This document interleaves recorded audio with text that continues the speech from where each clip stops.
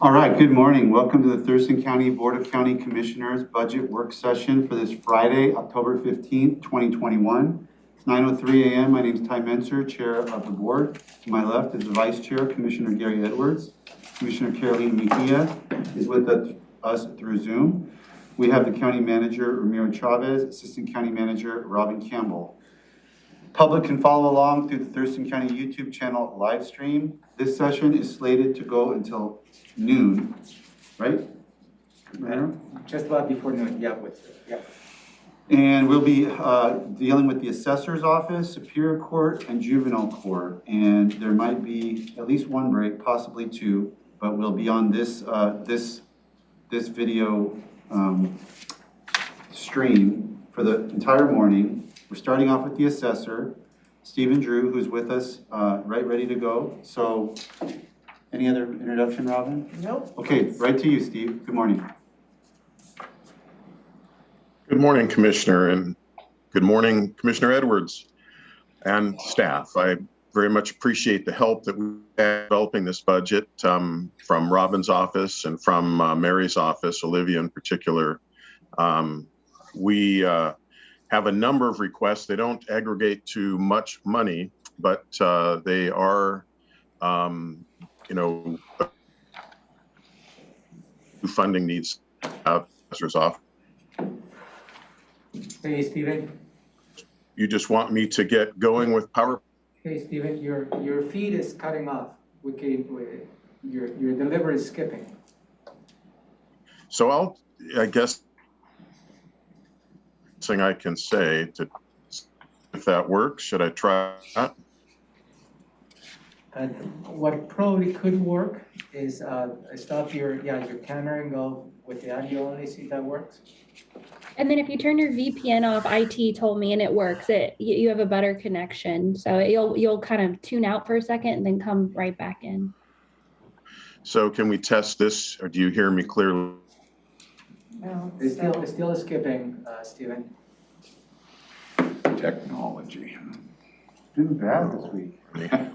Every single meeting, somebody's not clear. So I do not know how to turn the VPN off, and I'll need someone to get me there if that's what we need to do. To turn your VPN off, Stephen, if you kind of minimize all your screens in the background, you're going to see a little shield and it says Fort Client. And if you tell me if you find that. Well, I have it in the pop-up in the lower right-hand corner. Okay. It's a little shield and has a green check on it. So if you open that up, you should see your VPN name, your username, and you can click disconnect. I don't think I can share my screen to show you. I'm sorry. I think he's doing that just to make me feel good. If you're in the office, though, you're not on VPN. I'm not in the office. Excuse me. Assessor Drew, you are not connected to VPN. Okay. So that's not the issue.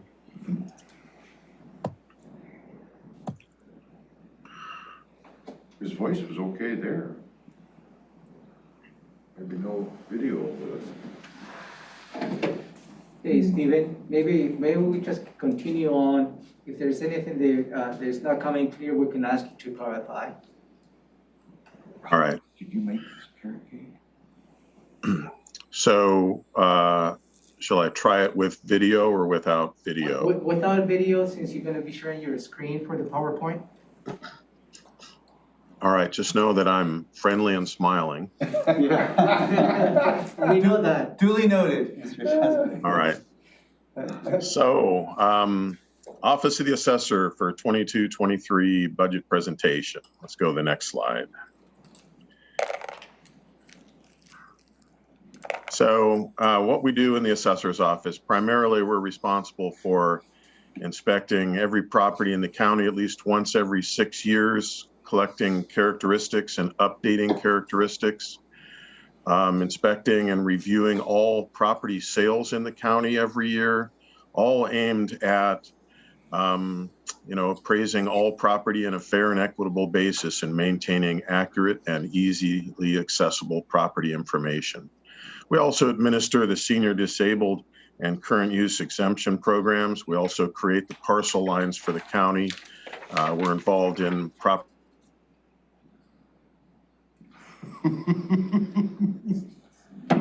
So we totally lost you in that one. We have no, yeah. Could Assessor Drew call in into the Zoom? Yeah, that's Yes. probably, do you hear that, Yeah. Stephen? Can you call in I'm gonna need a, with your cell I phone? will need a minute. Yep. I'll need a minute then, excuse me.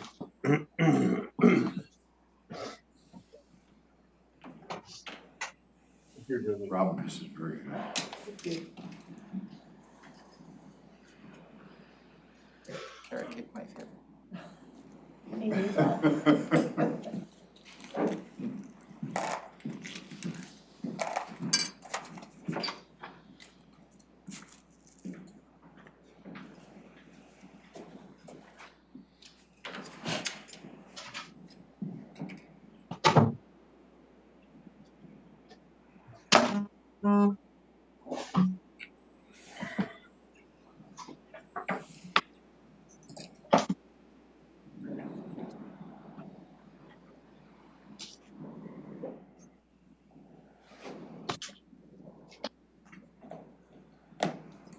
For the members of the public who are watching this presentation, give us a minute. We're just working through some technical challenges.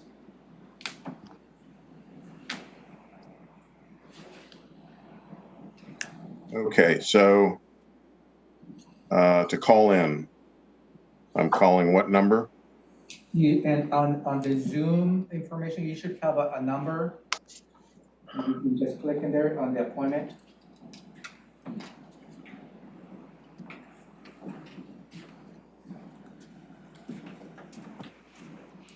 We'll get there.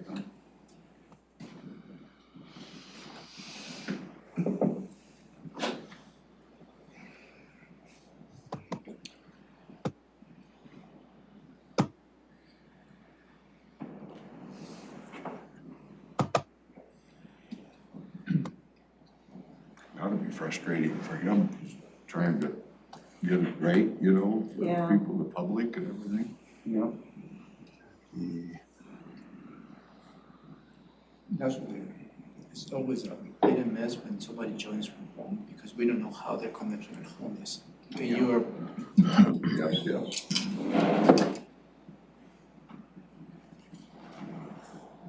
Yeah, it's weird. Yeah, like, I pay for like 75 megabits, whatever, but when I run the test, what I'm actually getting, it's more like 35. So I'm paying for 75, but I'm getting 35, and there's no explanation as to And why. how do you really contest it? You know, I don't know how to do that. I know people, I know other people that tell me the same thing. do you resolve the $400 bill from Comcast or not? No, I paid it. But it wasn't a bill from them. It was a bill to a private they told me I had a problem. That's right. And I hired a private electrician, and I had no choice but to pay them. Well, okay. And then I they said, remember. we don't see this problem, there's no problem here. And so it was really Comcast's fault, in my opinion. I think they were just trying to create an You must know a excuse. good lawyer, don't you? Nothing is more futile exercise than small and medium civil litigation. And going up against a big conglomerate like Yeah. that.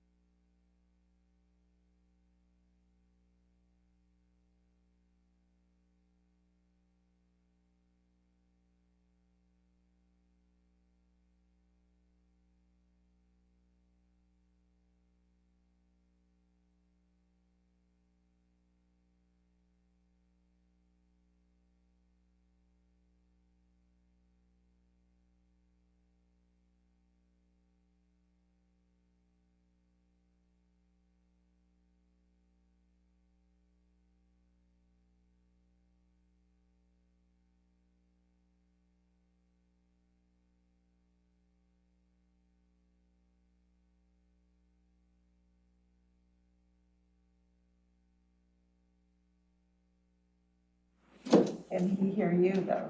Can you hear us, Stephen? Yeah, I've got it set up so I can hear you, and if you Okay, can hear me, so, we'll. I think we solved the technical glitch, so go ahead, please. Not sure where I lost you, but I was expanding on this screen again. I think we were finished with it though. So if we can go to the next screen. So this screen you're familiar with from all the other departments. It shows a static FTE count from 20 through 2023. It also reflects the proposed REIT expenditure from the REIT fund, which funds 1 FTE in my office.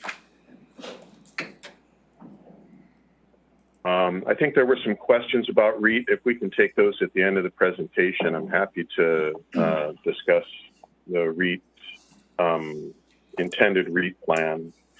Let's go to the next screen. So we have, like all offices, we've had a number of challenges unique to COVID. Chief among those are interruptions in staffing and separation of staffing. I know that in some offices, a lot more efficiency comes from working remotely, and that's true for a few positions in my office. But remember, we have a fairly substantial field team, and then we have a support team for the field team, and everyone working remotely is not as functional for our operation. So as a consequence of the effects of COVID and vacancies in our office at the beginning of the last year, it's pushed our ability to send out reval notices from June 1 to the date when we send out a second round of reval notices for new construction. This is how we've got the job done. We need to get current, and we will do so this year. Part of the challenge has been due to a change in climate in the county, in the cities in the county. And our field team has, at a higher frequency, faced really aggressive behavior from citizens as we're doing the work that we're required to do by statute. And this has created a substantial concern about employee safety, and we've been working on numerous strategies to address that. And you'll see some of them in our budget presentation. In addition, the Senior and Disabled Persons Exemption Program has been updated twice in the last couple of years, and the most recent update expands what a senior can exempt in terms of medical expenses. What it means from an administrative standpoint is there's a lot more detail to the review of an application to make sure that we get that senior or disabled person in the right tier of the program. So it's more time consuming. There are more inquiries for the senior exemption program, and it's again a greater challenge because we don't have everybody in the office, and some of this work has to be done in person, or an awful lot of documentation needs to be tendered.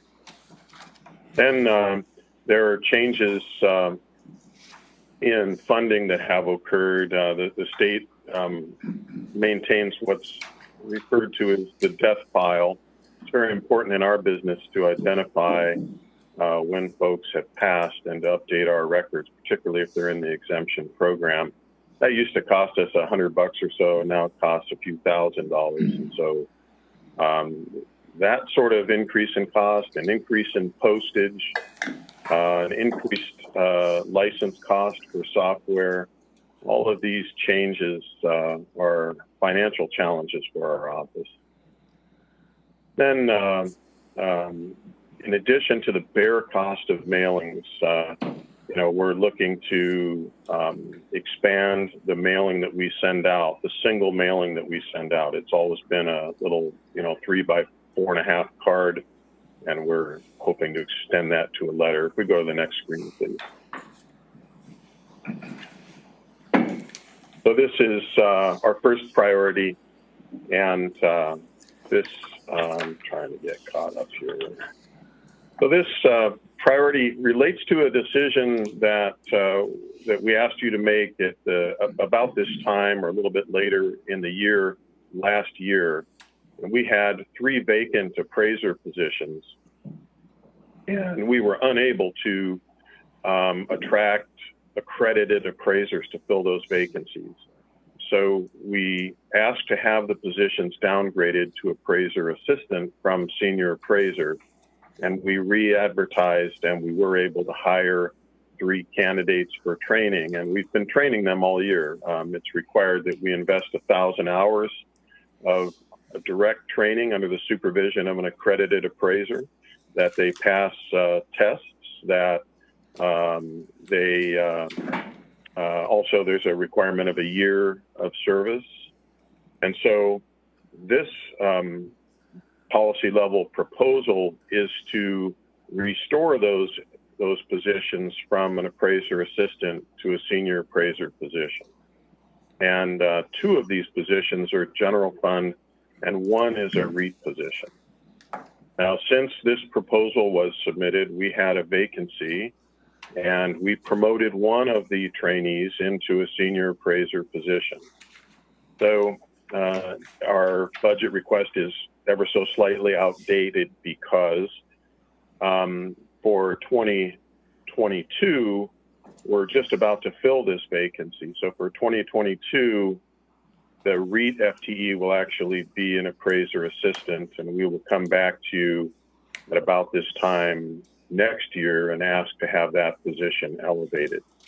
As a practical matter, it doesn't make a lot of difference. The differential in the REIT fund between an appraiser assistant and a senior appraiser is $7,864.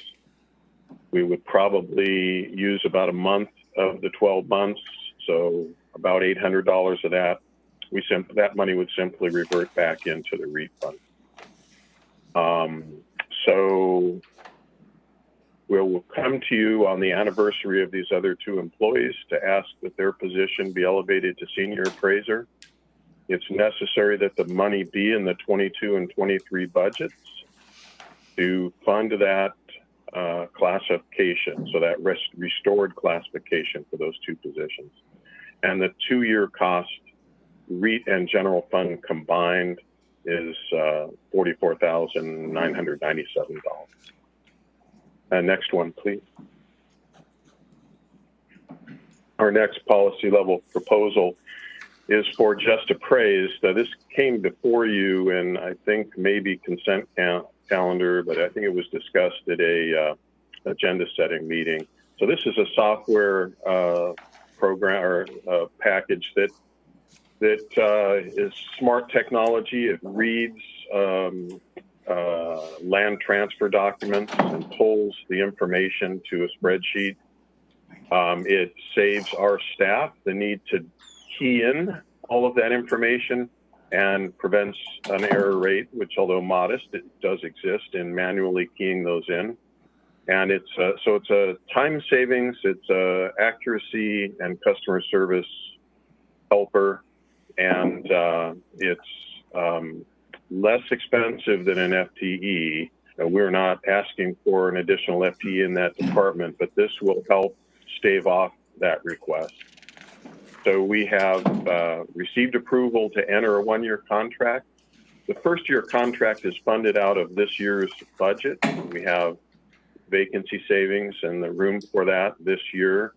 And then because of when the request came through, and Robin, if I'm inaccurate, please jump in.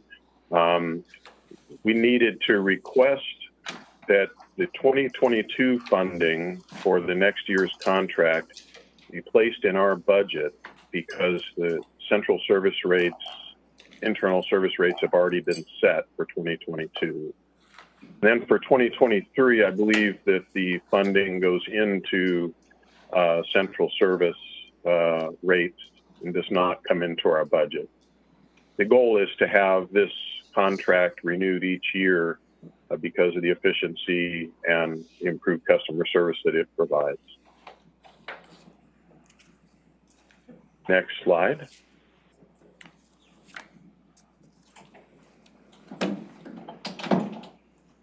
Linda, next slide. Thank you. So our third priority is really key to safety of our employees. And we have found that a couple things. There are two major misconceptions in property tax that fuel really a lot of concern about value and how it affects property tax. The greatest misconception is that when value goes up, that it raises property tax. And that is not a corollary between those two things, unless the value of an individual's property goes up significantly more than all the other properties in that taxing district. But for the most part, this year we had a significant increase in market values across the county. And so we will use a letter for sending out revaluation notices instead of a card. It would enable us to do some education around that concern. And then from a safety standpoint, just want to reinforce to all taxpayers that my public servants from the assessor's office are visiting your home as consequence of a statute that requires that we do so. And the purpose is to make sure that we collect accurate data about the quality and condition and any changes in your property so that you pay no more or no less than your fair share of property tax. And so it's that education. And also we will include either words or photos that explain how our employees are marked. So we've gone through quite an evolution in my time as assessor. Assessors used to wear a name tag around their neck. We now have neon vests. We have raincoats that have a neon stripe, and all are clearly marked as assessor personnel. We also wear the lanyard and ID. We also drive vehicles all of the same color, all of the same marking, and with a light bar. And so we want to point this out so that when people first see someone on their property, there's a little better chance that they relate what they're seeing to the communications they've received and are not alarmed. And the cost for this is $32,500. I think that this is, I'm not mistaken that that's may include small amounts for an increase in postage across the board because U.S. Postal Service increased the postal rates. But this line item primarily is the differential between the card going countywide and a letter in an envelope going countywide.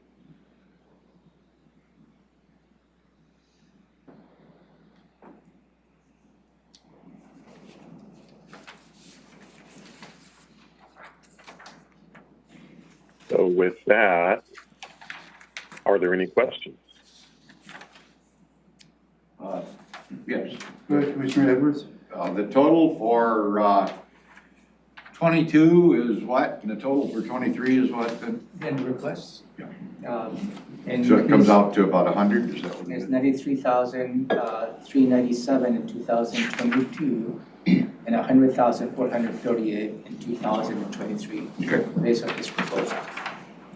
I have to say, So a lot of detail, Commissioner, but the aggregate change is $100,000 a year. no. Would you say what you're facing is similar to what, you know, maybe school boards, airlines, a lot of places where the public is overreacting to a lot of things that, I mean, there's no way to quantify it, I'm sure, as to why. Just symptomatic as to what's going on around the country. Well, Commissioner, I think, as I know you're well aware in your background in Homeland Security and whatnot, that the public in general, our staff in general, but the public in general, it's been a very stressful couple of years, hasn't it? So I can't speak to the other entities, the things I've seen on the news about airlines and so on. It seems probably the most familiar to me. I think that a year ago, we had a lockdown, we had kids at home, we had a mask mandate just imposed, we had a very contentious presidential and gubernatorial election, and particularly the after election of both of those. And so you had people at home during the day, which is also unusual. In my career, almost always when we show up at the house, there's no one there. And so when you switch that to almost always there's at least an individual, if not a family, present, there's a lot more interaction to begin with the public, and they are realizing for the first time perhaps that their property is inspected once every 6 years because they've been home.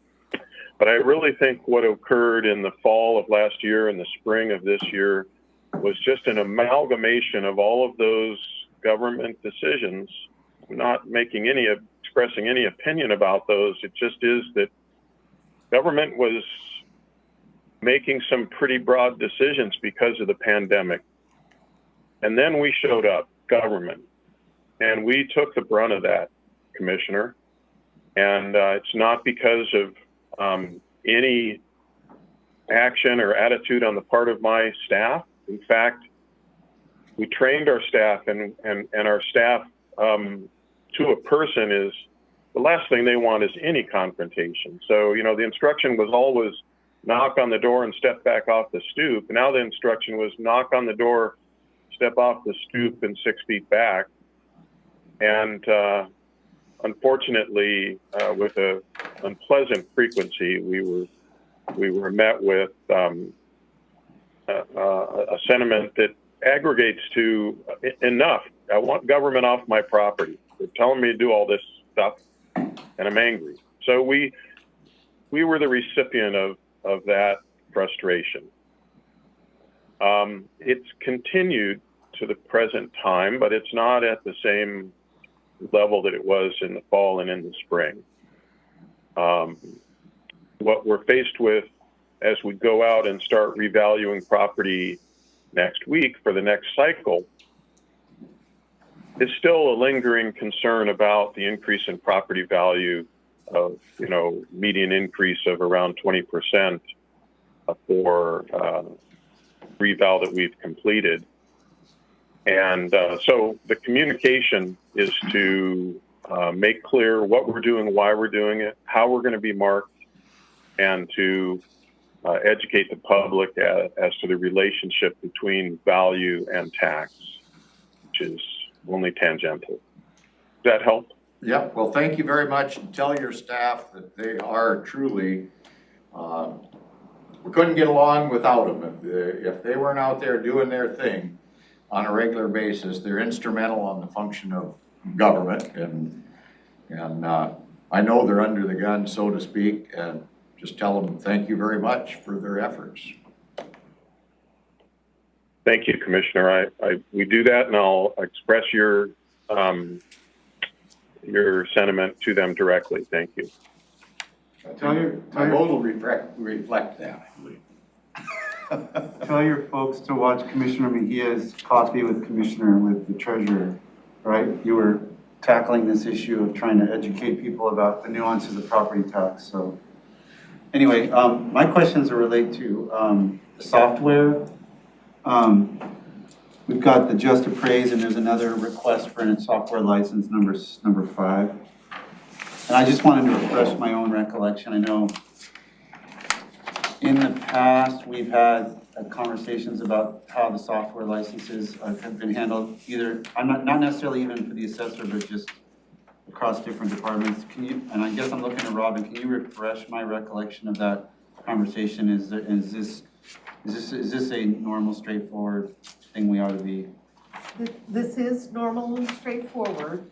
And what we normally do is all ongoing software licenses for software of any substance are paid from our IT department and billed to offices and departments through the rates.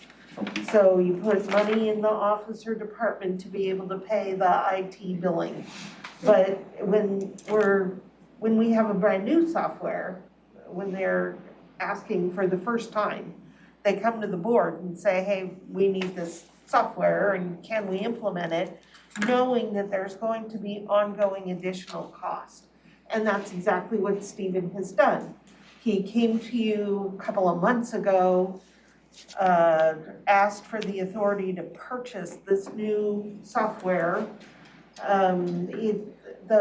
with the understanding that he would absorb the cost in 2021 and put in a budget request for ongoing costs starting in 2022, because he does not anticipate having the capacity to absorb the license costs in the future. And so you, the board, approved that purchase, knowing there would be a budget request coming, but not locked into funding. So you will consider this in the context of all your other budget asks. Should you choose to not fund this, then the assessor has a decision to make of whether to continue using the software or to continue absorbing the cost or not, and not have the software any longer.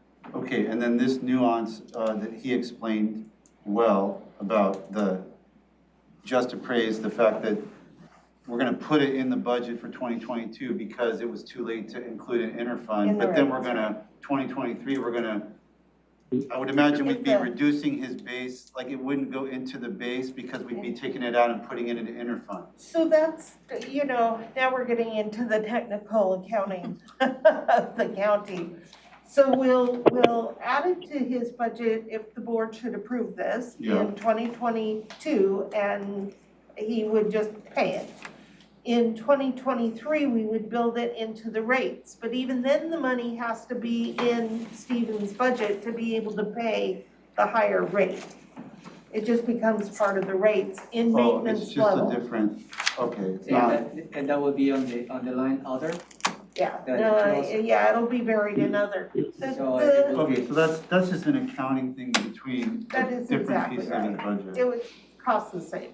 And Stephen provided a rather nice little breakdown of his budget that was on our desks this morning when we came in, showing the interfund rates in his department. This is nice because it should have been on the table when you got here. I will put it in your binder. This is nice because it shows that the bulk of the assessor's budget is personnel costs. The next highest cost is the interfunds that, again, are just the cost of doing business. You need a building, you need computers, you need phones. That's what interfund pays for. Someone makes the payroll. And then he only really has 80,000 in flexible, if you will, funding in this budget. The discretionary part of his budget is actually quite small. Would you agree with that characterization? Yes, of the 80,000, most of that is, I would say, is not flexible in that it funds everything else that is consumed each year in performing the tasks of the assessor's office. It's the monthly copy machine rental. It's printing and paper consumption. It's all of those costs. So the point of this slide was not to complain. It simply I think that our situation, being all general fund with some REIT, but virtually all general fund, is a little bit different proportionately. That is, we have a budget of almost $5 million, but when it comes down to it, we have about $80,000 for all of the consumables and equipment replacement and everything else on an annual basis. And so this is important to us for you to understand, because we're asking for a variety of small line items. And it is because we can't continue to simply absorb and squeeze the lemon rind, you know, to fund when costs increase from the state or postage costs increase. We have to come to you and have an infusion to offset those increases. Commissioner Mejia, anything? Yes, I do. And this question came up while we were reviewing the other funds. And it was in regards to the REIT tech fund position that got approved. And in the other fund, it showed that this position was being charged to the general fund instead of to the REIT tech fund. And so we were wondering why that was, if the REIT tech fund has capacity, if I remember correctly, and why are you doing kind of like that instead of charging it to the REIT tech fund, charging it to the general fund instead of the REIT tech fund? Thank you, Commissioner. Linda, if you would display the Treasurer's spending plan. So, Commissioners, at a moment when none of you had yet been elected, I believe it was Sandra Romero, Kathy Wolf, and Bud Blake, we came to the Commission and asked for an FTE to be funded out of REIT. And we were in the process of adopting a biennial budget at that time. And I was told that we could do that so long as we could prove that this fund would be solvent at the end of the biennium. And so, so we embarked on that. We started funding an FTE from REIT, but we started out with a plus balance, and the inflow annually is less than the outflow is annually if we fully fund the FTE every year from REIT. So fast forward a few years, when we did the one-year budget, the budget that I think we're in right now, and the year prior to that, I believe, I had asked for $20,000 to be to supplement the FTE cost for the FTE that's funded from REIT, because we projected that by the end of the biennium, we thought we were in a biennium budget process, that we would be in the red. And so that was to prevent that from happening. And, you know, in that year, instead of getting 20,000, we got 10,000. But in the last budget cycle, what we asked for was a proviso that allowed us to either spend the money from REIT, or if we have capacity, to spend the money from the general fund and preserve the REIT money.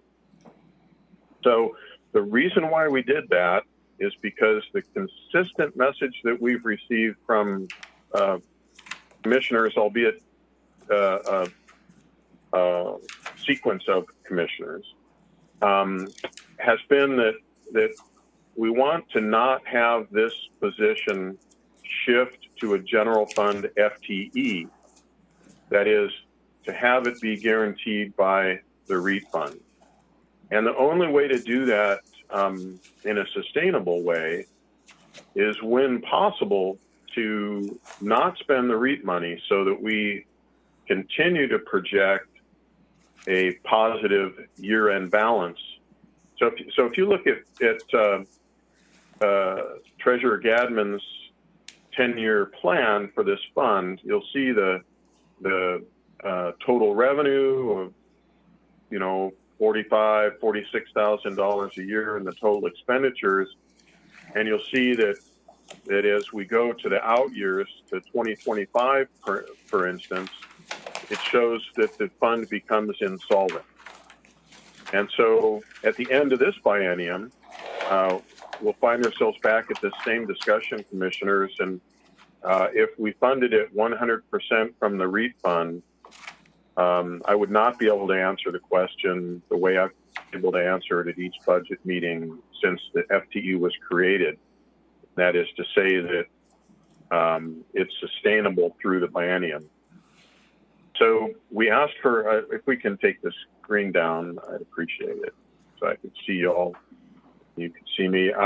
So we asked for this proviso in the last budget cycle so that we would have the ability, when possible, to fund the FTE from available funds in our budget. And we had a new unique year, and here are the components of it, Commissioner. Remember from earlier in my presentation, we downgraded 3 senior appraisers to appraiser assistant. And they'd already been measured in the budget process for the 2021 budget as senior appraiser. And so we had a differential savings for 3 FTEs for a year, 2 of them in the general fund. And then we had protracted vacancies. It's been, I think, countywide, it's been difficult to fill vacancies during COVID. So we aggregated a substantial amount of vacancy savings. Third, when we made the decision due to COVID, because we were not able to complete the revaluation process by June 1, to move that date, we moved that date to the date when we send out reval notices for new construction.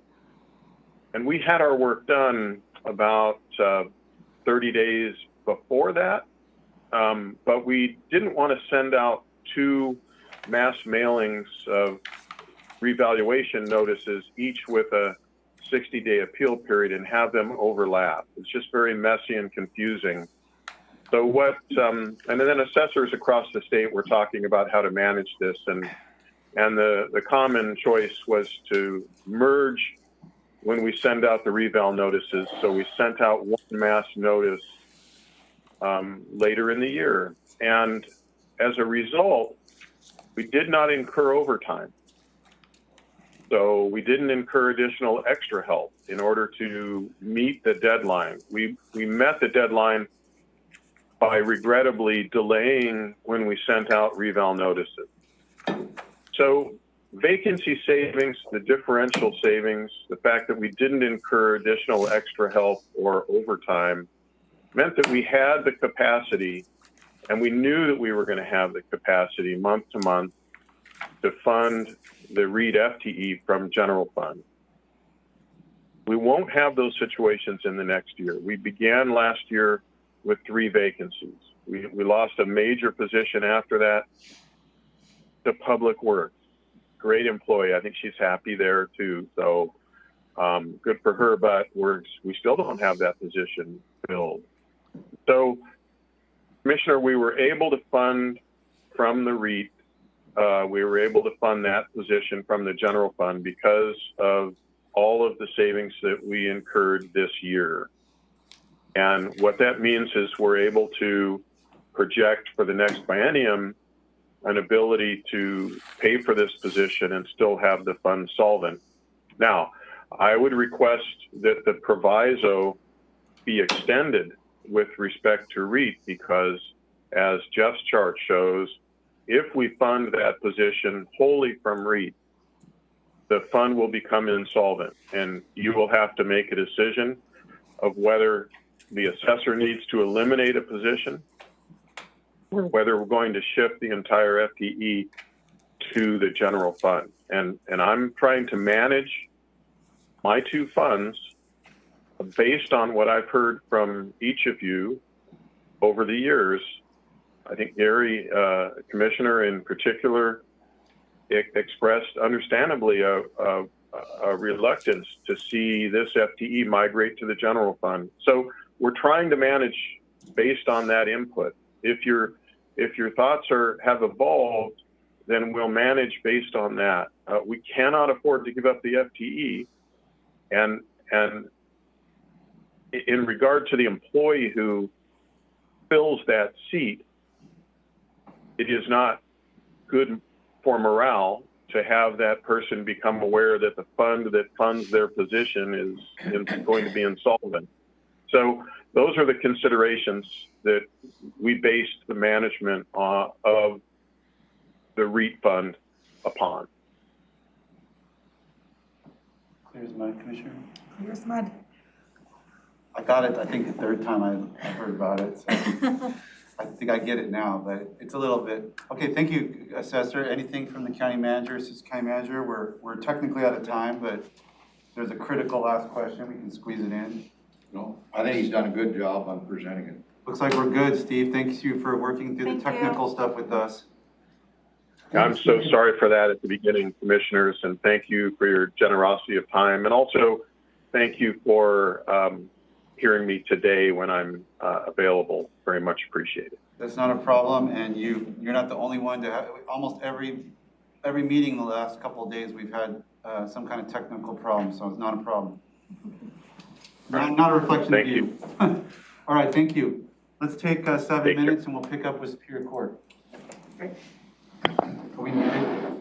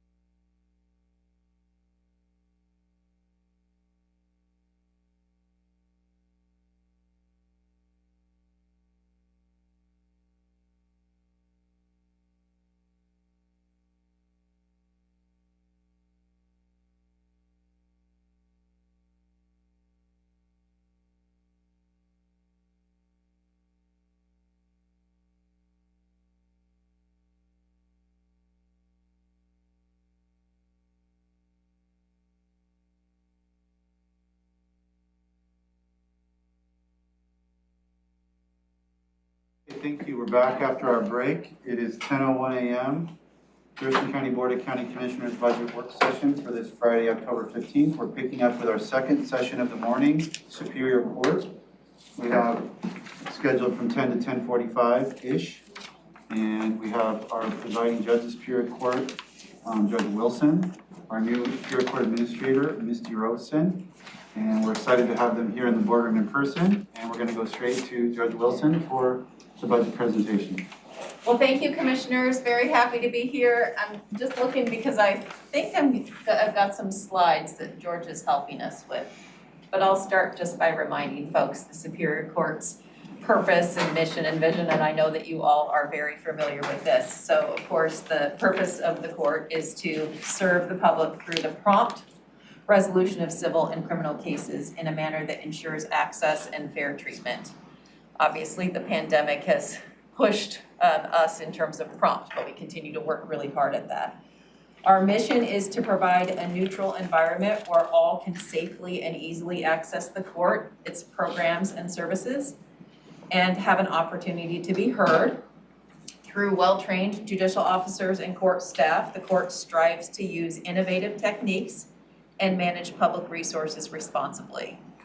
The court seeks community input to ensure public confidence in the judiciary and to reflect the diverse community needs. Can we flip to the funds managed? I think it's the third slide.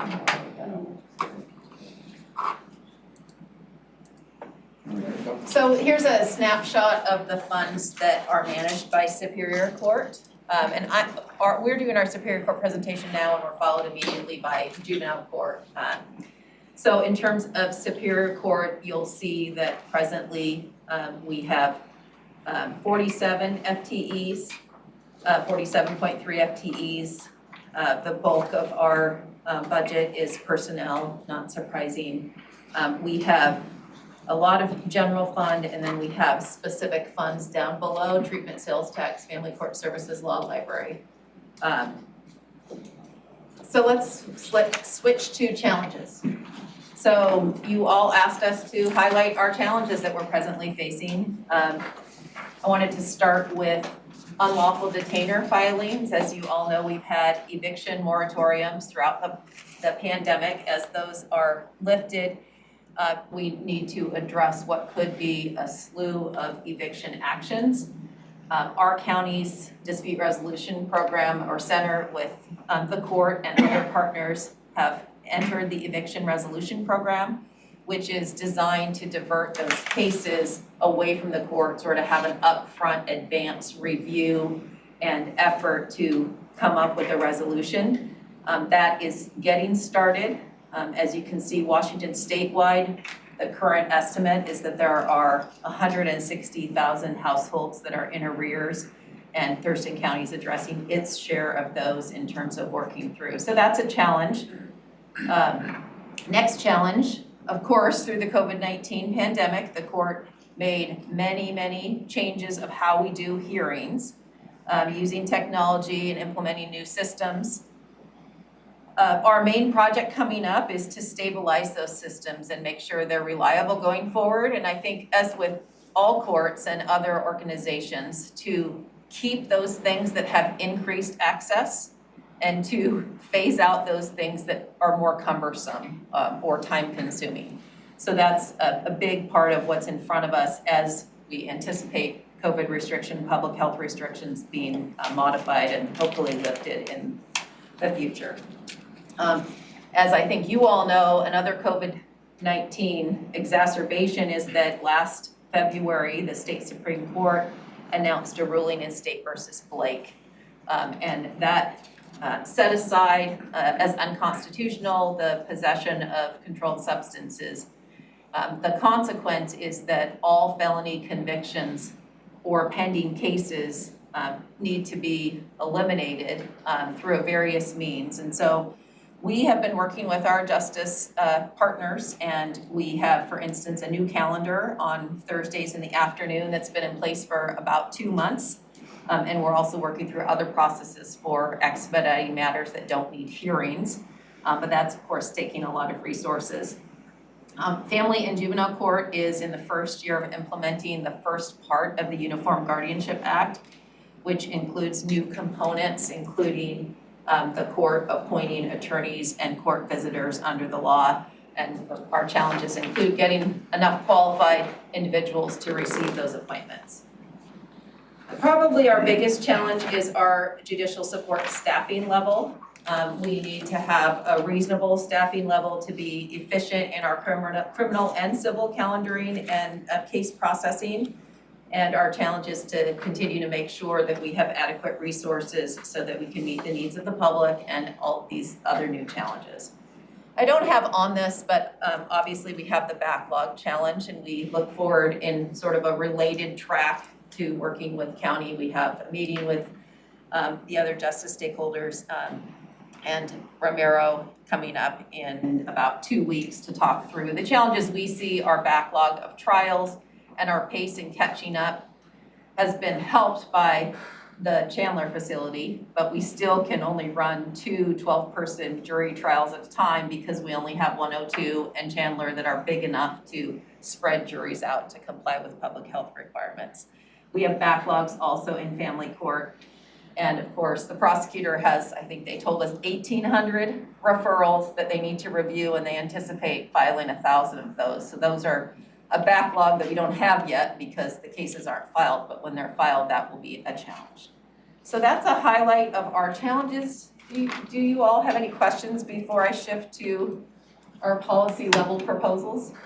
I do not. No, keep on going. Okay, great. So we have in front of you 13 policy requests in priority order as you requested. I'll probably spend more time on the first few as those are the top priorities. They are all important. Priority number 1 is our policy request 05, and this is a request for 2 additional FTEs, 1 for a judicial assistant and 1 for a court reporter to support our 9th judge position. As you know, the governor appointed Commissioner Thomas, who will become Judge Thomas on November 1st to the 9th judge position. And of course, Judge Price just was elevated to the Court of Appeals, and the governor's office tells us they'll have his appointment, they hope, by early November. And then we hope to have that judge in place by early December. But with 9 judges soon and 3 commissioners, all of the court studies suggest that we should have a 1-to-1 ratio for judicial assistants to judicial officers. Right now, we have 5 judicial assistants and 5 court reporters for our 8 judges, soon to be 9 judges. So we are asking that we add 1 additional judicial assistant, 1 additional court reporter to support our judicial officer positions. We think that this is necessary to keep the court functioning at a sustainable level. We were really thoughtful in putting this as our first priority. It's essential to keeping the court running efficiently, and in terms of the county strategic plan, this is about effective county organization. Any questions? How about a comparison with any other jurisdictions? I think they've probably got more than that ratio, don't they? Yes, so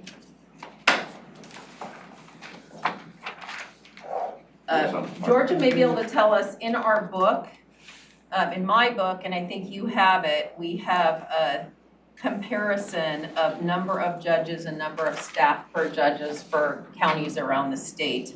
And King, Pierce, Snohomish, Spokane, they're all 1-to-1, and we're not 1-to-1. I asked that question for the public that might. Yeah. And we had a 2017 report from the National Center for State Courts that looked at us. You may recall that was part of what gave us input on improvements to our criminal case processing, where we reduced the time to trial for a number of cases. However, one of the things they observed was that our pace was impacted by our ratio, and that our ratio wasn't at the best practice level. Thank you for that question. Any other questions? Yeah, just to follow up on that, for that comparison, I mean, with Pierce, King, and Spokane, they're much more sizable than we are. How about the other, because I know with smaller places, they don't even have judicial assistants. So how does that compare to kind of counties our size, like Yakima County? Do they have the one-on-one too? And So, good question. Sometimes it's apples and oranges because each of the courts have different kinds of staff. But I went down the list and I shouldn't have stopped where I stopped. Looking at Kitsap and Yakima, which are two comparable counties. Yakima is 1-to-1, 8 judges, 8 support staff. Kitsap is 8 judges and 4 support staff. So Kitsap is about where we are, which is not a 1-to-1, and I'm sure they are suffering from that. Do we have this sheet that you're pointing at? You said it was in our book. I don't see it. Georgia, do you know if we have it? I'm finding it behind my tab for 0605, our policy. Provide it, but I can send it to you as well if you don't have it. I don't see it in the. Okay. If you go We'll to, make sure you get it. I just want to see it if it's here, I want to be looking at it while you're talking about it. I don't think that we have it in the commissioner's binders, but we'll make sure that. great, excellent. Georgia, And then- make sure you I mean, because Commissioner McGee's point is interesting, and I mean, is Whatcom on your list, for example, or, Whatcom is, and it's 4 judges, 4 JAs, okay. 1-to-1. So our list is about 10 counties, so it's not every county. I suspect we can get the rest of the counties, but it's the counties I mentioned plus the 2 comparable, Kitsap and Yakima, and Whatcom, of course, is smaller, but they're 1-to-1. Okay, shall I move to priority 2? Yep. So priority 2, again, another effective county organization goal here, and priority number 2 is requesting 1 additional FTE and the resources to fund a deputy or assistant Superior Court administrator. So sitting next to me is our new Superior Court administrator, but of course you knew our prior Superior Court administrator who was here for 6 years. We developed this in conjunction with her. So this is not just, we have a new Superior Court administrator, she needs an assistant. This is, we've been looking at a long time about our challenges associated with, given the number of staff we have, the various operation types that we have, and what all of our staff below our court administrator are responsible for. And we are just not effective on meeting all of our operations and our strategic needs with a court administrator who does everything. Our prior court administrator worked many hours over, 40-hour work week, evenings and weekends to keep up with all of the things that come at us. So we believe that it is critical, and this is our priority number 2, to fill a position of a assistant Superior Court administrator. I will say that we have, from an FTE standpoint, figured out a way to make it FTE neutral. The juvenile court budget that you'll hear about later is able to give up a position that we previously had in juvenile court. And we do have some funding to help us if this is approved in the first level in terms of offset from our juvenile budget. So you're saying the combined impact will not be 150,000 in 2022 because there's another request we're going to see under juvenile court? That's correct. So our FTE is neutral because we'd offset by giving up an FTE that we already have, and our funding level, Georgia might be able to help us, but our cost is offset by some other costs. Georgia? Right, so we're taking the remainder of that FTE, which was about $150,000 a year annualized, using $73,000 about for the cuts for juvenile to restore that. You'll hear that on the juvenile presentation. Okay. And then the remainder, we're funding this piece. So it's about $100,000, so about $42,000 remaining from that FTE from juvenile will be going to this position.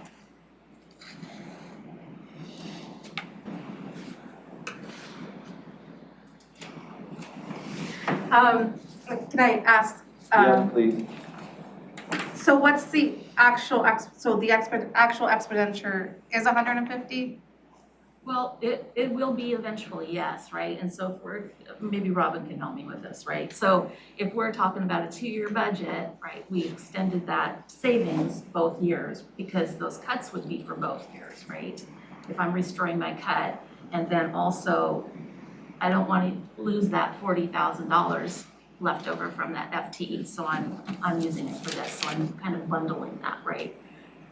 Can I say it a different way? I think Sure. in our expenditures on the document we fill out, the position annually would be 150,000. We have about 43,000 to offset it from savings. So at least for the next 2 years, it would be at a cost of about, I think next year it would be 107,000 and the following year would be 101. If we didn't have that offset in the future, then it would be 150 or so.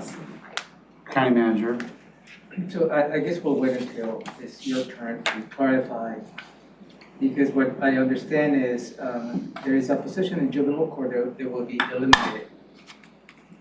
The result of that is a salary savings. And the proposal is to take the salary savings, supplement this request with assistant, a portion of it, and the other portion of the salary savings to go to other purposes in juvenile court. That's right. We are trying to restore our cut from last year. The $72,000 cut we had due to COVID for 2020. That's the 2% reduction that you're talking about? Yes, right. Okay, that's a different conversation, We're yeah, requesting to buy that back Yeah. with this position. okay. Okay, I think I understand that. Anything else on that priority? What I would summarize is that we are reactive and to many things that come at us, and we are confident that if we had an assistant court administrator, we could be proactive and we could be much more strategic. Already when we talked with Misty, here's our critical to do immediately, and here's the things we're gonna get to. And the things we're gonna get to are really important. We can't delegate them to existing staff because of the ratios I've already talked to you about. So if we had an assistant court administrator, that would allow us to meet our daily operations effectively and be strategic in terms of our longer term meeting the other needs. All right, so priority number 3 is a 5th courtroom at Family and Juvenile Court. You will see that this is in both this 2-year regular budget request. It's also in our American Recovery Act request, and we're not trying to pay for it twice. We're trying to identify that it would serve both addressing backlogs and long-term. We've been saying for a long time. We want to acknowledge Chandler Court is a great addition because it gives us another Superior Court courtroom. So if you think about the numbers of judicial officers, we have 12 judicial officers with 9 judges and 3 court commissioners. We have 4 courtrooms at FJC, we have 6 at main campus, and we have Chandler Court. So that's 11, but we have 12 judicial officers. So what we do is we schedule our courtrooms so there's always at least a judicial officer out of courtroom, which of course can impact our ability to move through our workload. So we've had I think the studies showing that at FJC in particular, with 5 judicial officers, we could do more court if we had a 5th courtroom. The proposed cost is $653,000. We have the ability to do partial funding through the Trial Court Improvement Fund. I think that allows us $100,000 in each of the next 2 years, so that would bring the county costs down to $423,000, whether we were looking at the general fund or whether we were looking at the COVID relief funds. Looks like Commissioner Menzer might be about to say something. Well, it might be a Ramiro question, but the board just made a major commitment to a plan that's gonna result eventually in more courtrooms for Superior Court right here on this campus. So I'm wondering, I don't know what the timeline exactly for that, late 2022 or something? I don't know the timeline for this and how that would fit and whether that, how those 2 pieces go together. Thank you, Commissioner. As you may know, Your Honor, the majority of the board provided direction request to sign the lease with 3000 Pacific. That by itself put us in the position to reassess and reorganize this campus and allow justice. it will create, I believe, opportunity, particularly in building 2, to look for additional courtrooms. So, although they understand this request that perhaps may be a little bit too premature considering what is coming in terms of addressing the larger needs, but also since the justification we have for the new courtroom here is related to the backlog cases for the most part. The backlog is a certain period of time. So, and that probably is the need for an additional courtroom to deal with the backlog cases, or this is the long term? So it's both, the numbers of judicial officers we have and the increase of our cases at family and juvenile court is going up and continues to go up without the pandemic. The only area at family and juvenile court where our numbers have gone down, and the good news of that area is it's the juvenile offender area, and particularly juveniles held in detention. But all of our other areas, family law filings, dependencies, those have gone up, and we have at family and juvenile court 5 judicial officers, and one of our plans for our 9th judge for dividing time is to have a piece of that new judge capacity do family and juvenile court work to supplement that. So we do have a backlog of family law cases, but we also have seen, if we look at the numbers over the last 10 years, each of those areas growing, so that's pre-pandemic, not backlog. But I do want to acknowledge that we submitted this request before you committed to the atrium. And we appreciate that we have some opportunities here, and when building 2 is remodeled, we're anticipating we're going to be working with county and facilities, and that we'll have another courtroom or 2.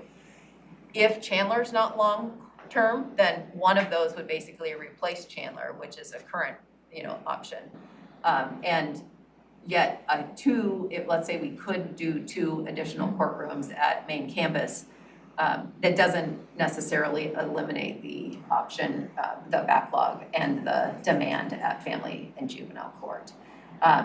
We do have this in both the COVID and the general. It may, in light of the decision from last week, it may better fit in the emergency because as you're looking at policy level, you're saying we've got policy level funding to rehab building 2, but that's my initial thinking. Obviously, this was submitted well before. No, I understand. So we've been processing. Don't misunderstand me. I do think you're gonna need this eventually. I'm just trying to work out the timing of all of our decisions and the funding, but I mean, I do know that it's growing and we're gonna need this at some point. I'm just trying to figure out when we can do it. Commissioner Mejia. Yeah, I know there's a need, but my question's in regard to the amount.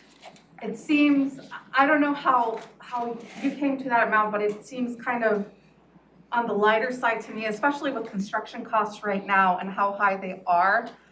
And so I was just wondering, was that something that you had, where did you get that specific number from? So I'm going to ask Georgia in a minute how old that estimate is. I did ask for anticipating a question like this to compare it to the Chandler Court remodel. And the Chandler Court remodel improvements, I think, and Robin will tell me if I'm wrong, but I think it was around $838,000. Of course, that got us a remodel of a building with 2 courtrooms. The FJC additional family court courtroom, that cost of $653 is, Georgia, how long ago did we get that? I believe we've asked for this for a couple of budget cycles, so I think it's at least 3 or 4 years old. So yes, it's likely outdated. And I'm no facilities manager, so I really can't say, but just comparing it with the tenant improvements we did at Chandler and kind of half the size, 1 courtroom, it seems maybe reasonable, but of course we need to get updated information. The other thing I would say is make sure that we want to keep in mind and look for all opportunities. My understanding is that we have been able to draw on AOC state funds for some of the Chandler costs. And so to the extent that we can do that for this, because we can package it that way or explain it that way, I think that would be in everybody's interest. So that is obviously something we're hopeful for. What is I'm looking at Robin now, what is the opportunity to fund some or all of this through, The recovery fund. you know, So while we do have clear guidance from US Treasury that we can use recovery funds for court backlog, including infrastructure, the barrier here is that we have the design that was done pre-COVID, the design work that showed the need for additional courtroom and your requests that are all pre-COVID, so it would be extremely difficult. yep, I remember the conversation now. Right, Although extremely it difficult will for the be county. an opportunity for a portion, if we can if we can argue for the backlog, but it will be extremely minimum, at least from my point of view, to justify that. The federal rules regarding use of federal funds say that you have to have if we start to blend the money, that we have to show the proportional impact from COVID. And again, because we've been doing this design work already, and there were already requests, it would be extremely difficult for us to justify even a small portion to COVID. The other complication with this particular project, and it's not about your need for a courtroom, but it's about the entire use of the space of the building. Because the clerk has also said that they need additional space at this building. The prosecutor has addressed a need for additional space in this building. And the conversations that I had with Pam before she moved to Hawaii were that we really need to do a comprehensive study of how to use the space to meet the needs of all of the tenants of this building before we go with any particular project. You segued into my next question, which was gonna be, I'm pretty familiar with that building. Yep. Like, what are we losing by making a new courtroom? Where's it gonna be located and what goes away? Well, it either goes when you go to the top of the stairway to the right or to the left at the front of the building. So it's either where you can picture, if you go to the top of the stairs to the left where the prosecutor's office is and the overflow of some court staff that we have there, or you go to the right and it's the law library. Yeah, conference room. And the conference room space over there. Okay. I think what Robin said makes a lot of sense in terms of thinking holistically. I understand the prosecutor's office is looking at that option, but also know that in terms of their work in the building, that's the one area where the workload has gone down. So they have less than one AA or one DPA who does the juvenile offender work. They use it for other types of work, but we just I don't want to compete with them. I just think we should look holistically. Plus, that comes to the atrium too, because we're trying to consolidate the prosecutor's office and all of their different locations for efficiencies there. Right here, where we're sitting. So that was gonna be kind of my question, is the prosecutor, are they planning to move their attorneys over here? That's the plan, is they would take this whole floor, right, That that we're is sitting in in. the building one, because right now the civil and the criminal separate buildings, and the plan is to consolidate, so there will be some opportunities there. You know, all of that. Okay, well, I that's, think that we'll learn a lot more about that when we get into the design work. Right. And I think that design at the FJC can certainly be part of the work that we Yeah, do for the overall We plan. should include, because since we're looking at this, the law and justice, and some of the center, it should include juvenile court. And just to make sure that we have a comprehensive view of what needs to be done. And back to Robin's point before I move on to the next one, you heard me say earlier, I think in response to Romero's question, that pre-pandemic, our numbers, except for in the juvenile offender area, were going up. So we had the need pre-pandemic. So we can't argue it's only pandemic, but the pandemic has exacerbated. So if there's anything we can do to support framing it so that a portion is addressed, if the funds allow that, we certainly can explain that it will provide relief and allow us to move resources, move our cases better if we had it at FJC. In our COVID number, in our COVID package relief, one of the things we have is resources to hire pro tems to do certain work that judges are doing so that judges have more trial time. but we don't have a place to put people to do that work. But if we had a fifth courtroom, we could do that. So anything that you can let us know of how we can support that. Thank you. Okay, Before you move on, just one other thing. The facilities team has taken a look at the overarching, and the amount of money that we have in the CIP for this is $2 million in an out year, not in the ensuing biennium. They've estimated $2 million to do all of the work. And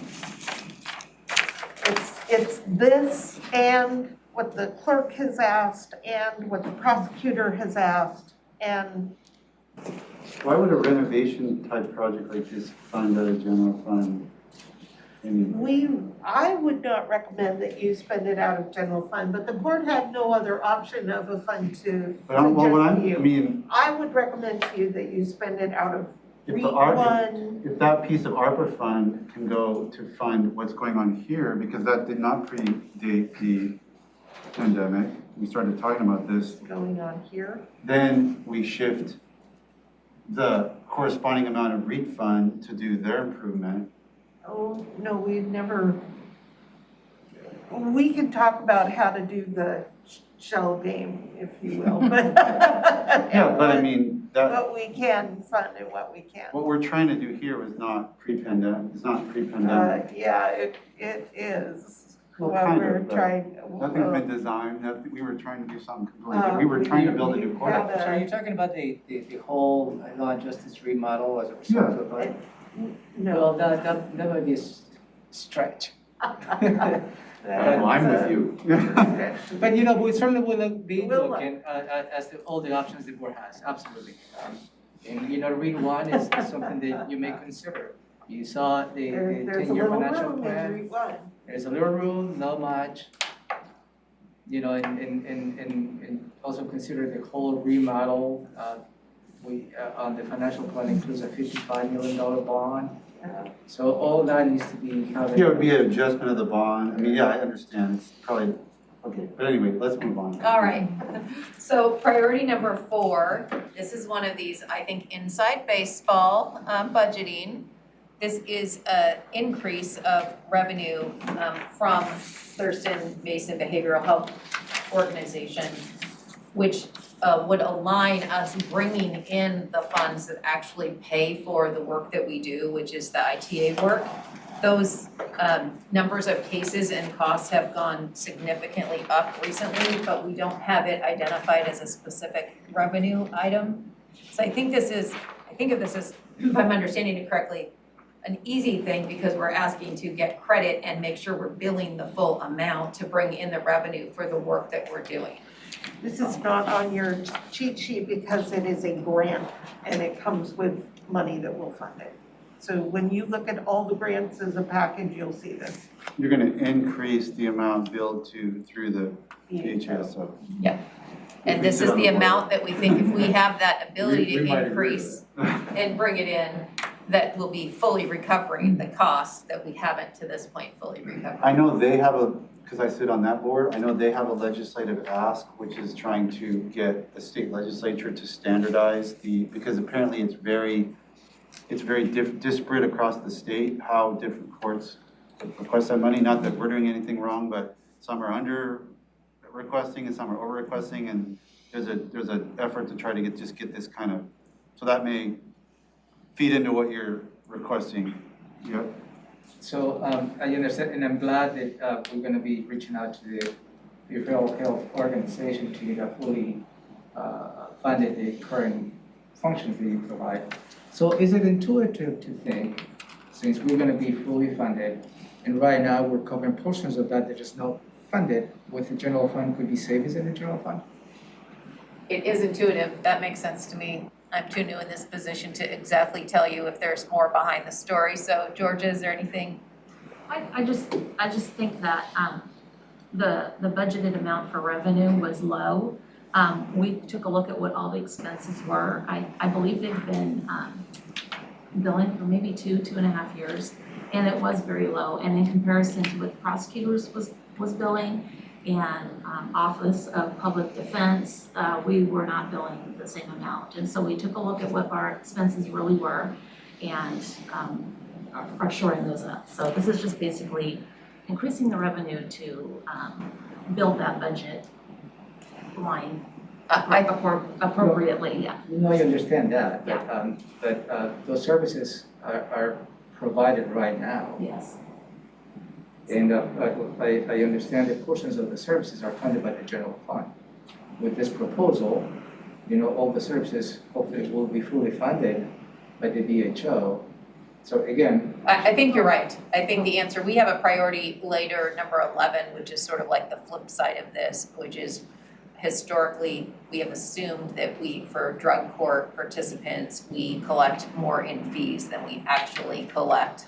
And so that's our number 11, but it's kind of an alignment in the other direction, and they're roughly the same amount. And so you could say, well, that's not where we're gonna spend it on, but we still end up then basically with a deficit on that side. So our proposal, when we think about it, is our number 4 policy request that make sure we're bringing in the revenue appropriate to that is offset by the drug court revenue or the drug court expenditures that our fees aren't covering that.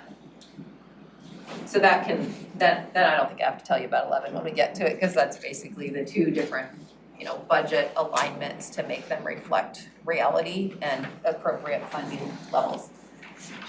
So our priority number 5 is adjusting our court commissioner salary rates. They've been 85% of the judges' salaries for some time, and across the state, a number of counties go to the maximum of 90%. And looking at, again, some of our parallel counties, Yakima and Kitsap are paying their court commissioners at 90% of the Superior Court judge salary. Our belief is that this is appropriate for making sure we recruit and retain qualified judicial officers. So that's our policy priority number 5. The total cost is $41,000 per year to bring our 3 court commissioners' salaries up to the 90%. Any questions? Okay, our next policy request is 0608. It's our priority 6. This is to increase the salary of one of our court reporters to assume a duty as a managing court reporter to make us more efficient. Right now, that's done by our operations managers at main campus and FJC. And we think that it would be more efficient and more appropriate to have a managing court reporter account for that. It would be about a little shy of $10,000 a year to provide a pay increase to one of our court reporters to be a managing court reporter. It would make us more efficient and we think appropriately compensate a court reporter for doing a more streamlined approach to managing court reporter staff.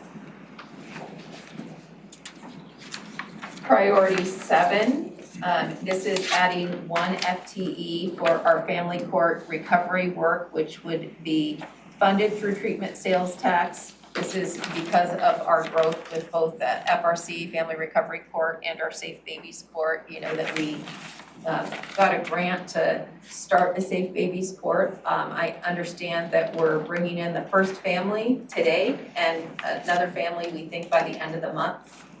In the first year, we can go up to 20 families participating and 2 a month to make sure we're meeting all the requirements. Pierce County has been the model Safe Baby Courts, and the model is wraparound services to support the families when kids at a young age come into the dependency system. We're really excited about being able to use best practices and support that, but with both the Family Recovery Court that we've had in place for some time and the new Safe Babies Court, we're requesting 1 FTE to be a manager to oversee both. And our goal here is to get to our full census by year 2 for the Safe Babies Court. So that would be the 20 families. Any questions there? Yes. How does that fit in with number 9, I guess? How does your priority number 9? I'm gonna let It is Misty. It is 9. No, we're on, We're on seven. Seven We're on and nine. 7. 7, 9 are similar, that's all. so Oh, I see. 7 is the manager coordinator over our FJC therapeutic courts, which are Family Recovery Court and the Safe Babies Court. 9 is the Safe Babies Coordinator, which we have initially funded through our state grant. And this is, I believe, the longer-term funding plan through the treatment sales tax. And I think that TST is recommending the support. So the concept is when we start a pilot, we get grant funding to get it up and running, and then longer term, we need the support for it. Georgia, did I explain that right? That's correct. So I guess give me a breakdown of that. I still don't quite, go ahead. Along the same questions, the treatment sales tax, we just got a briefing on that earlier in the week.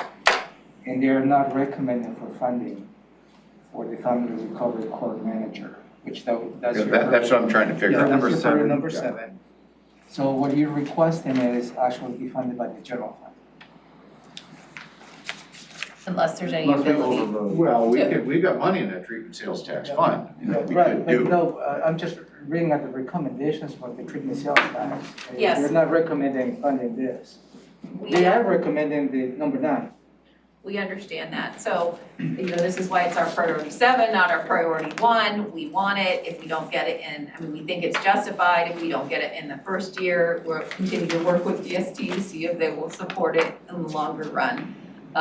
But we understand. And this what- is the same request, so Robin, we don't need to double rate these, That's right. because If you it's rate it in overlapping what we TST, did in TST. Okay. Number 9.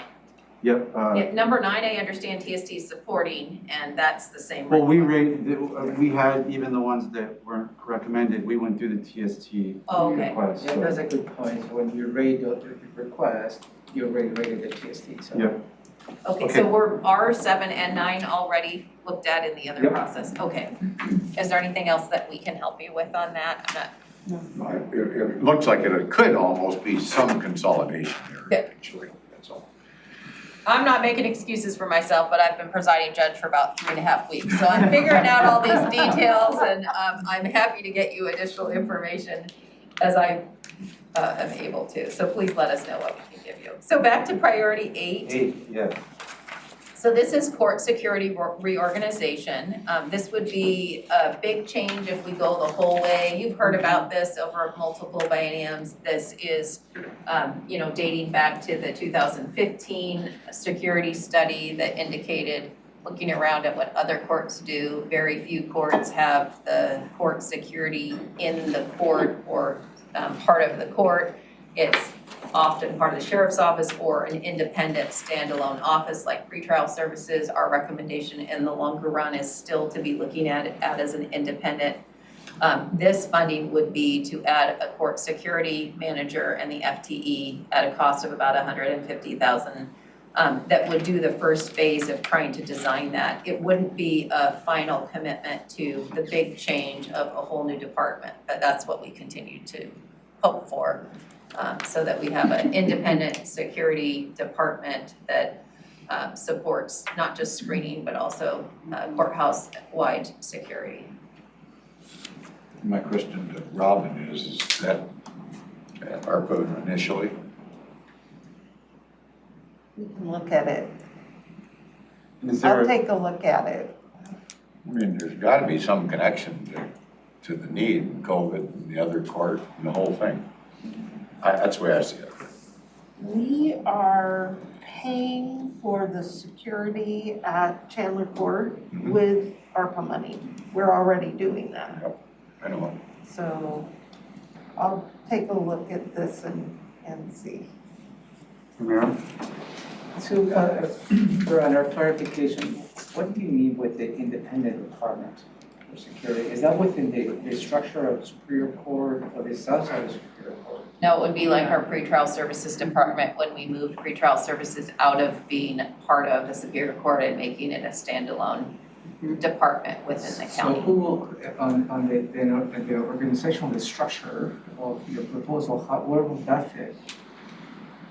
think it would be ours to define together what that looks like, together with district court and other users. And I don't know if we would borrow from the pretrial services model. Again, this isn't a commitment that we go there for sure. This is a first step in addressing security and being able to look at that in the next round. Maybe it fits with that consolidation that we were talking about.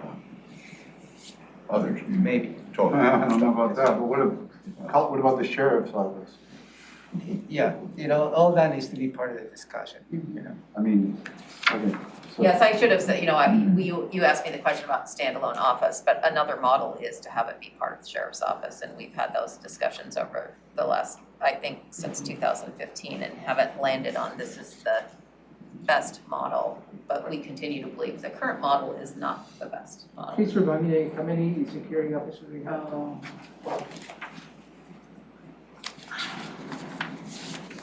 Georgia, how many security officers do you know? Eight. So with this new request, will be a total of 9, right? We have 7 with Russ, this would be an addition. Supervisor, 8, So with this request will be 8. 8 or 9. I'm sorry, With this it's 8 additional- with the supervisor, and then we have, I'm not sure of the FTEs, but 4 extra health security officers. Those are part-time, or they can't count as FTEs. Okay, we're running short of time, so let's see if I have a Okay. question. hit the highlights. 1 second. Yeah, go ahead, Commissioner. So my question's in regards to court security, and then our plan on moving to the atrium, what are we gonna do to secure this building as well as the atrium? Mayor. So, on the atrium, the idea is to have a single point of entrance. They will have separate from this type of security. And we'll have to see how that security will be, whether it's manned security or not. And the security related to the whole law and justice campus, that needs to be a larger coordination with all the partners, whether we continue to have 2 points of security or just a single point of security, which requires some remodel. So all that is on the table of our discussion, Commissioner. Okay, go ahead, Judge. Okay, we already talked about priority 9, that's the Safe Babies Coordinator, treatment sales tax, TST is recommending. I think we covered that topic, so I'll move to 10. 10 is request 0613. This is a request to increase our revenue for UA costs for district court. This is Superior Court and Drug Court providing the services that are provided to district court. So it's basically creating a revenue acknowledgement of resources we're providing to another department. Actually, it's both district court and pretrial services that the Superior Court's Drug Court provides the UAs for. So I think the revenue stream is 9,000. Priority 11 is I alluded to it earlier, that our thinking is offsetting number 4. So this is much of our drug court program is fees for service, but because our participants often are eligible for waivers because of their financial need, this is to acknowledge that the fee for service doesn't cover as much as our budgeted level. So this isn't tied to any particular expenditure, but tied to our general budget. And the goal here is to recognize that our fee for service isn't covering the cost of the program. I think this is to the tune of about $110,000 annually. That's not in our I sheet. see that that's not in the sheets. It might be separated as revenue. I will check into that. Commissioner Edwards? How about, is that treatment sales tax possibly? No. And why is it no? I think it's under a revenue category. I'm gonna figure out where it's at. Excuse me, Robin, it is under revenue. That's why it wasn't as policy. So it's revenue. Yes. Okay. Okay, Priority 12, almost done, we've got 13 priorities. So priority 12 is the jury administrator through October 22, or as long as the Chandler Court lease is in effect. And this is because we have one jury administrator who can't be in two places at one time with the two buildings. So this is also requested for the ARPA funds. And it probably fits better in the ARPA funds, and we're not trying to double get it, but it is a priority so that we can be moving as many jury cases at a time as we can. Commissioner Mayhew? I have several concerns about this one. My first concern is, I mean, prior to 2017, we were contracting with the city of Olympia, and the jury administrator, there was only one, and they were handling trials with two separate locations. So I just felt to see the need for this, being that, you know, it's still the same amount of trials going on, and we've just added an extra location. I think that's a really fair request or question about why is there the need for more services. This is an area, or more support, this is an area where the pandemic restrictions, public health protocols have required the intensity of staff. So example is to start a jury trial, we bring in waves of 24 jurors at a time, and they come in morning, afternoon, next day, and the jury administrator orients them, because we can't bring too many people in because of the space restrictions. And so managing one jury trial at Chandler Court or at 102 takes a jury administrator and multiple bailiffs until we get to the point of a jury selected, which in the old days, a standard trial, we could do it in a half day. Now it can take us a day to 2 days because of the waves in order to have enough jurors selected. And so if we're doing both of those, if we're doing 2 jury selection processes in each building with 3 to 4 bailiffs at a time, plus the jury administrator doing the orientation and then moving the groups of people, it's just a pandemic associated situation. When we were doing it at pre-pandemic, you could have one jury administrator in the room downstairs orienting a huge group and then sending half the group to courtroom 1 and half the group to courtroom 2 with one bailiff each. But now, because of the spreading out and the batches, it's just that it's the staff intensity. But there's not jury trials going on every week. We every week attempt to schedule 2 jury trials. This week we accomplished starting and conducting 2 jury trials. So we can't do more than 2 because 102 and Chandler are the only ones big enough to do that. When we don't have 2 at a time, it often is because we've scheduled more than 2 at a time, and at the last minute, the scheduling of the trial in a criminal case results in a plea because they're facing reality that they're gonna go tomorrow and they show up Monday morning. So when you see that we're not doing a trial this week, you look back at Thursday, the week prior, there were trials scheduled for that week, and then they often are, if they don't go, they were resolved. So we are, in many weeks, having both of those courtrooms scheduled, and then if it goes away, we always cross our fingers that the reason it goes away is because there's been a full case resolution, which is the majority of the time. If you should approve this, we would pay for it with, this would be recovery. Okay. Last one. Okay, last one, number 13, is adding the cost of collective bargaining in 2021. Our court security personnel unionized.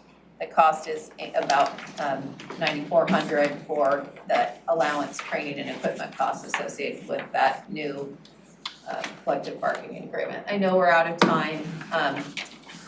Just wanted to emphasize that we really appreciate everything you do. We're happy to give you further information. We do have to, I don't know if we have a slide on our COVID relief funds, but we look forward to talking about that. There's been a lot of overlap, the jury administration in the 5th courtroom and pro tem costs that I alluded to. So we want to keep working on where funding for needs that are associated with the COVID are best addressed.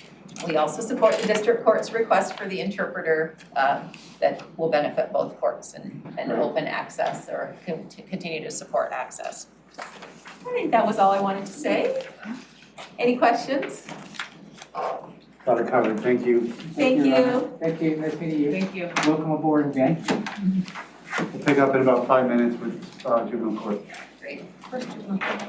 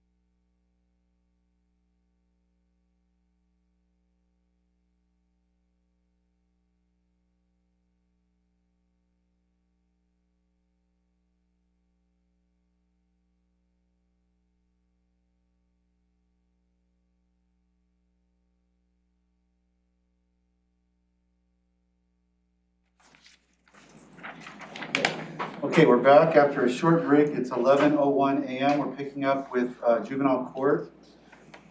Our last substantive piece of this morning's budget work session for the Thurston County Board of County Commissioners, October 15, 2021. And we're going to go straight to Judge Schaller, who's here, and Ted Bryan, who's our juvenile court administrator. Is that the right title? Excellent. Welcome. Great to see you in person. And we're ready for your presentation. All right, that is going to be presented. I'm here for questions. Perfect. Sorry. Let her get set up with the slides. I do appreciate Judge Schaller being here for support of juvenile court services. Like the Superior Court, I will probably defer to Georgia Christian from time to time and also Judge Schaller. But we appreciate being here in person and not at a Zoom meeting today. To get that going and go right to the juvenile court basics.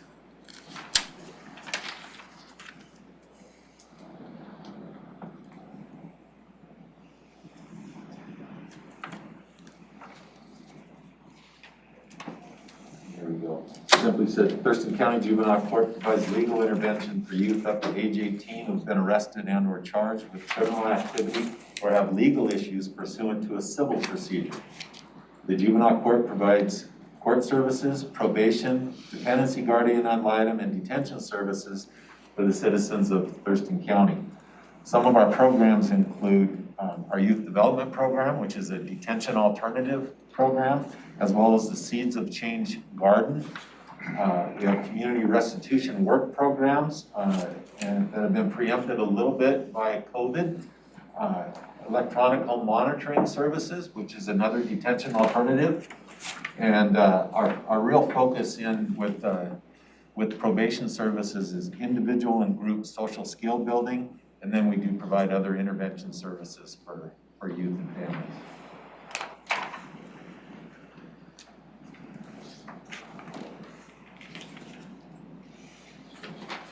Our funds managed down at the bottom, treatment sales tax. We have a few programs under treatment sales tax and then detention sales tax revenue that has come in. We're looking at 2022, actually a reduction in 1 FTE that was discussed previously with Superior Court. That came from a probation position that we felt that it was better served in Superior Court and hope to get our buyback of the administrative staff. We'll get to that a little bit later. Ted, could you break down a little bit, 57 FTEs, kind of how many are doing what, just in broad strokes? Broad strokes, this is where Georgia might be able to help me. It's support services for the court. I didn't bring my org chart today. They have your org chart? Oh, we do? Okay. Yep, the first page under this tab. Never mind, I'll look at that. And we have, I should point out, when I spoke about detention alternative services, we have taken staff from the detention org chart basically, and they work detention alternatives. They have some oversight responsibilities for kids on EHM. They're working in the garden with kids, working in the afternoons with kids. A lot of that is by design. It's better to keep kids out of detention if you can. Not all kids need to be held accountable in detention, but there's also some really strong programming for kids. They're able to continue in school, continue with the regular routine, the regular counseling services, but also get job skills, other social skills, problem solving, how to avoid trouble. And in juvenile court, the biggest service all staff provide is a positive role model or a positive relationship with kids and help them make better decisions. I've always said good kids make bad decisions sometimes, and that's really our focus.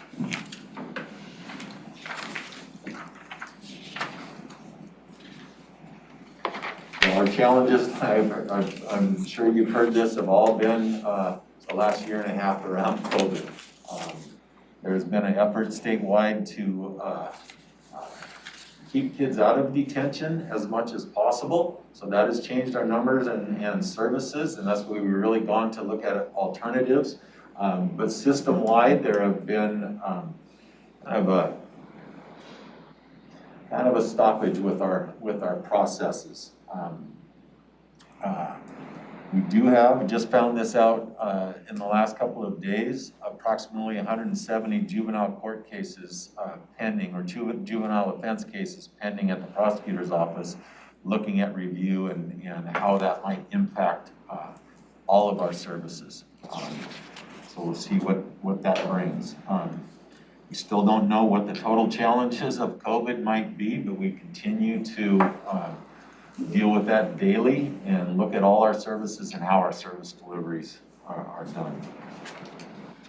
The other challenge is, and we knew this was coming, but we have multiple retirements coming in juvenile court.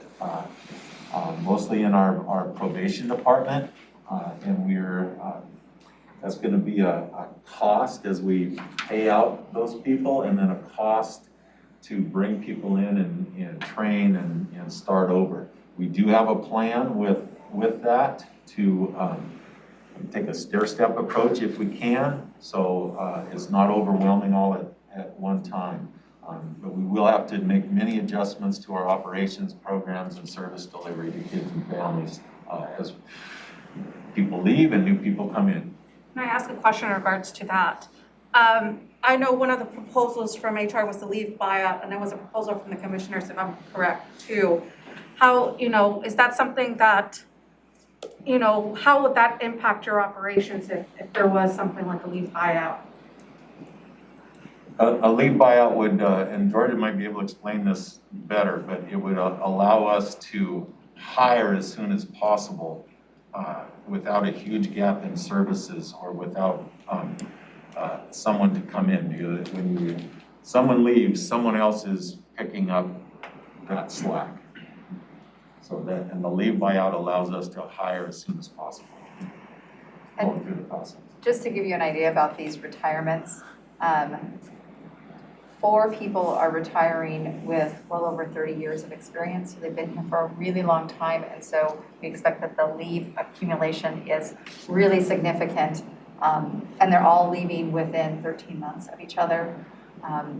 And so on the one hand, it shows you, I think, the great job that our juvenile department does, because we have people who work there, who want to be there, and who have extensive experience. But on the other hand, then we have this financial impact, and then the impact of rebuilding and finding really well-qualified people to come in behind them to continue on with our mission. But it is significant.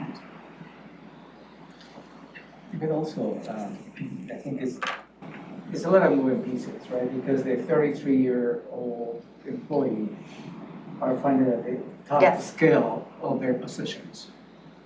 And new individuals will most likely, not all of them, will come at the lower entry level, salary entry level. True. So there is a little bit of an opportunity within that salary scale as well to manage some of the impacts, correct? Yes. Let's leave time. Commissioner Edwards, here.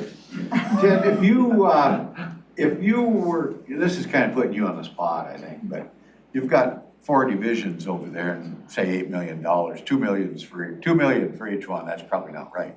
But do you have a rough idea of how that 8 breaks out to each one of those divisions? Just rough. You don't even need to do it right now. I mean, I'm just kind of a crazy idea I'm thinking about. Yeah, I can certainly get that. Yeah, no rush. With that, I understand where costs are associated, but I don't have specifics. Sure.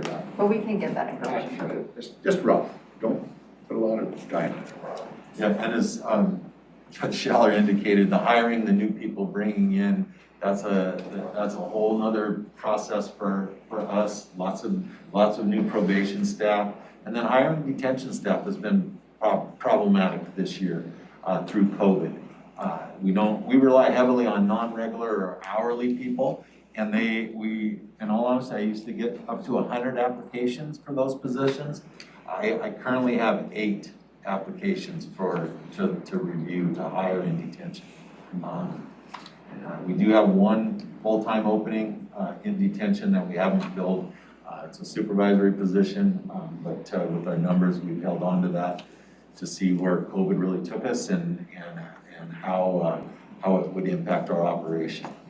Hey, do you do food service from the adult facility? Yes.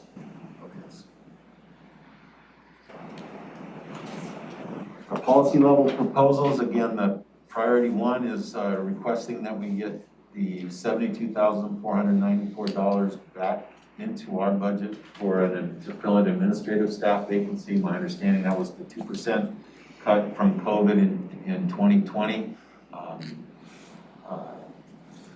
Throwing my own pitch for that after a year of, almost a year of a dual role in detention and as the interim court administrator. The assistance needed from administrative support would be at a high level for us. There's a little, for us, I believe there's a huge gap in just keeping our process going. And certainly that would be impacted by these 170 cases that will somehow be reviewed and processed, an increase in cases in our dependency guardian ad litem unit that we've seen, at least the initial referrals.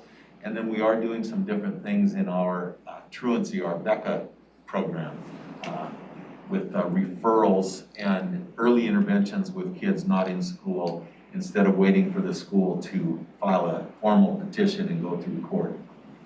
And a lot of that is simply administrative and putting things into a computer system so we have a database so that process can be efficient. So this is revenue coming in?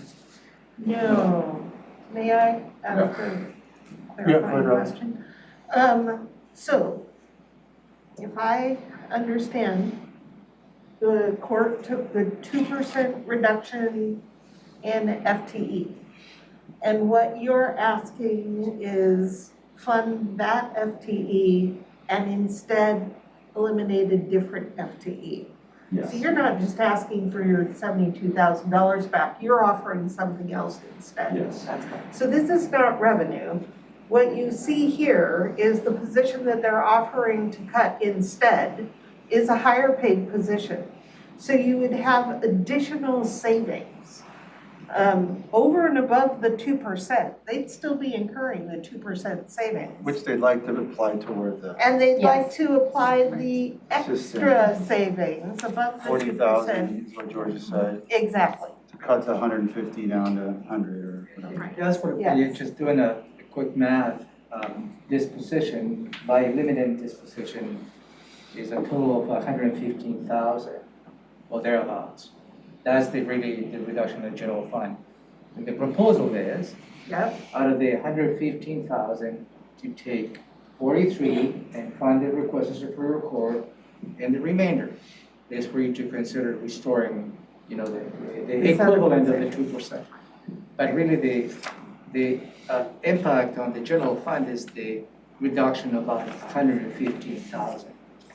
So that's something you may want to keep in mind. Right, right. But that's going back into their budget though. Exactly. It's not a savings. This is truly in the spirit of a continuing budget reduction. I appreciate that, thank you. Yes. It is. And if I might add, when I built this for Superior Court and then separately for Juvenile, I worked with the budget team to combine it, and that's why it's still on juveniles, really, to consider the other side of it. But this budget request won't go through. It's all with Superior Court. And just so I have a complete understanding, theoretically, the board said, yeah, okay, do that, but we're not funding that. Then they'd get their 2% back and the 40% would revert back. That's right. Okay, 40,000. or, okay. Yep. Just so I'm making sure. They'd be saving even more than the cut you took Or the a year reverse. ago. I mean, you can. Yeah, or the Or reverse. the reverse. If you decide to just, oh, that would make sense. Yeah. Okay. Go ahead, Tim. Priority two, policy request, but it increases revenue in our grant for BECA services to in the amount of $29,247. That's again effective county governance. 3 FTEs who assist with some of our total processing. It says truancy petitions, but that has recently changed to include referrals. So schools can call us and say, we don't know where these students are, can you help us? And then we try and break down any barriers, make contact with kids, get families involved, to get services early, so we don't have to go through the official court process. And they have kind of two reasons to call you. One, they get revenue from the state per kid in attendance, and the other to make good citizens out of it. That's the goal, yes. And the revenue and the expenditures are based. Pardon? Are the same. 30%. Yeah. Well, I should do that because Ted had been around long enough. That's right. I missed that, sorry.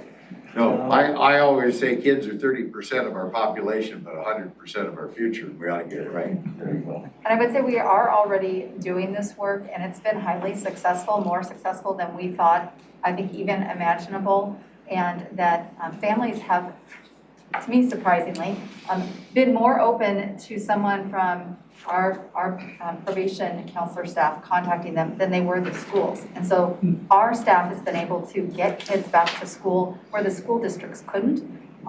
And so it See, is. Commissioner, people trust county government. But so I would just say that it really is a successful boots on the ground working that we have been doing for months. And we're really pleased with what we're seeing.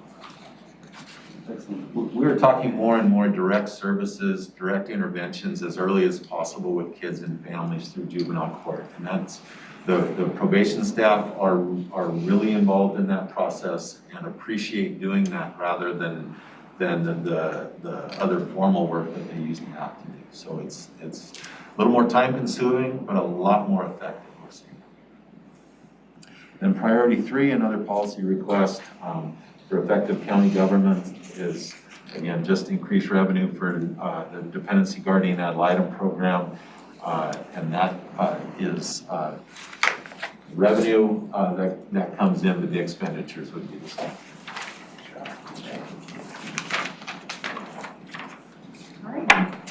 Hard to argue with this whole thing. You're gonna vote, and I'll pass mine down. Appreciate your time this morning. Short and Again, sweet, we like appreciate it. being here in person, Thank you seeing for some coming in smiling person, faces. really. Kind of nice. Yeah, it is nice. And again, all kudos to Georgia who Yes. helps with this process. Appreciate judicial support here today, and appreciate Misty also for support and working together. We've been working on a lot of things together. Awesome. Thank you. Thank We you. really appreciate your work. This is, to me, it's one of the jewels of our court system. Always appreciate the Board of County Commissioners' support for juvenile court. Absolutely. Right. Thank you. Thank you. Look forward to working with you all. Don't go anywhere, commissioners. We got one last little piece of our morning, right, Robin? We finished early, so. Yeah. Good. Take The a gift of time. Everyone have a good rest of your second day. steps piece. It's Have a good gonna weekend. be Thank you. Super quick wrap. Get it done. Have we got a page to flip to? No, No. you really don't. Maybe the calendar. Yeah, you got your calendar in the book. I thought that had all been changed. Didn't have to Probably be more paid up to this, date. but Maybe. not a lot of changes for you. All right, so this concludes the budget presentations, 2 weeks of budget presentations.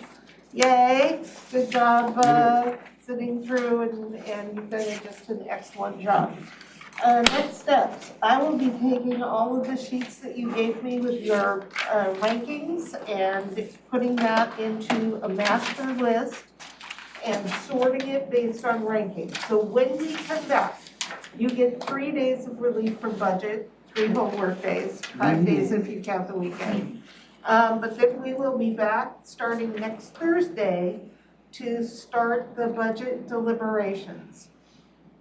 And from there, we will go straight through until you have reviewed and made preliminary decisions on every item before you. And I call them preliminary decisions because you don't make final decisions until after the public hearings, but I need to know your decisions to put them in the book that is published that goes out to support the public hearings. So, on the first day, on Thursday the 21st, I'll have an updated forecast. I'll have the ranked worksheet. And the process then is we will do one time through the ranked worksheet so you can see where things fell, no decisions. Then the budget team is bundling the decisions for your consideration. So, for example, you saw that we had already pulled off things that were strictly grants off the worksheets that you saw. If the money coming in is exactly the same as the money going out and it's not a brand new program that we're implementing, we will be recommending that you just approve the grants in one bundle and be done with that because it's kind of a no-brainer. We'll bundle the revenue, any new revenue that's just strictly an adjustment. So you'll have a revenue bundle. We'll do a quick review of it, and then I'll ask you to approve the revenue in total. The other types of things we're bundling are, I'm sure, going to generate a little more conversation. It won't be as easy as take a look at this and you're done. But we're trying to figure out if in these reviews over the last 2 weeks we saw themes. Were there anything that we saw a lot of? So we've already identified, we saw a lot of requests for training. We'll have a training bundle for you to consider. We saw a lot of requests for leave buyout. We'll have a leave buyout bundle for you to consider. We saw requests for there are some things that are strictly technical accounting related. We'll bundle that and get that out of your way. I saw quite a few requests, at least it felt like a bunch of requests, for diversity, equity, and inclusion. So there'll be a bundle of those. There are a few different requests for the ERP. We'll put those together. There are a number of requests for reclassification or organization. We those together. What other themes did any of you notice that you would like us to bundle? Were there things that jumped out? Did you already say IT?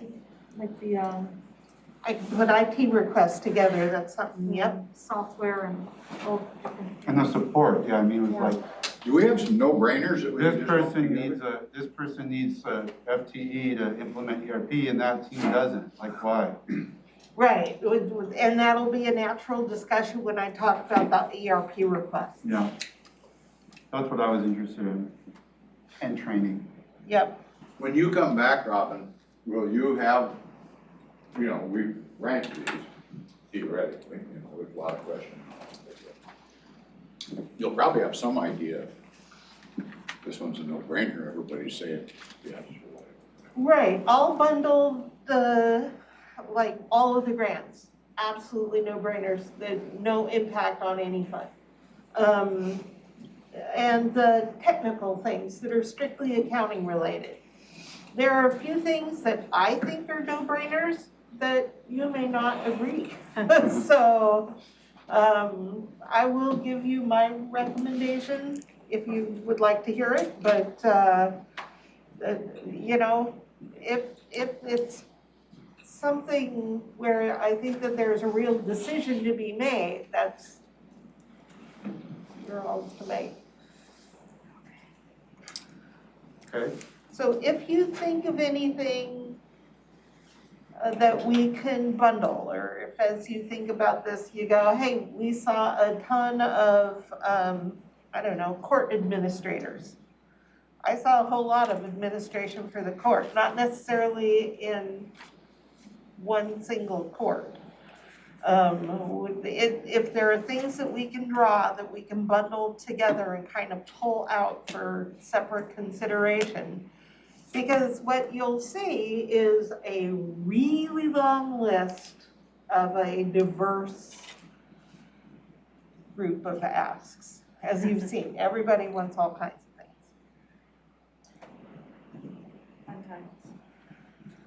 So, So Thursday and Friday, and then what, the next week, if we're all still the going? next, yeah, Entire next week if we need it, 9 to 4, just 9 to Yep. 4. grind it out. Grind it Yep. out. I saw we've canceled Tuesday's board meeting. Yeah, to continue the conversation, because the hope is for you to make preliminary final decisions by the 28th. That's the third. Right, Thursday, the 28th at 3 o'clock. That's the target. Because we have a pumpkin carving competition. Yep, the annual pumpkin party, Thursday at 3 o'clock, and then we have canceled Friday the 29th. Can we use stencils?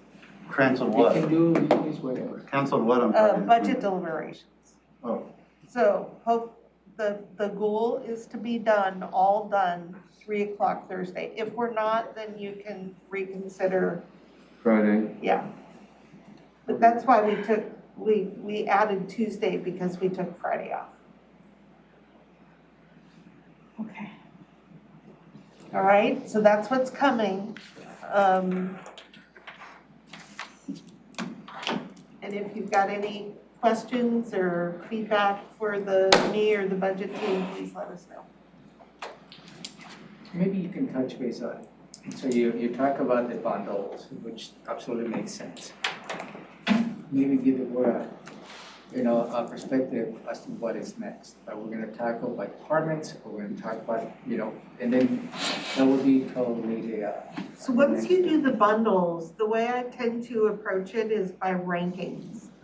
If there are things on these lists where everyone ranked it low, that's an easy way to weed out lower level priorities to board. You'll see what they are, you'll have an opportunity to say, now that I've heard everything, I would rank that higher. But, you're trying to get to 2.5 million. I'll also pull out anything I think we can use other funds for. Right. Like if you choose to go forward with the 5th courtroom at the FJC, I would never ask that it be paid out of general fund. I would recommend REIT.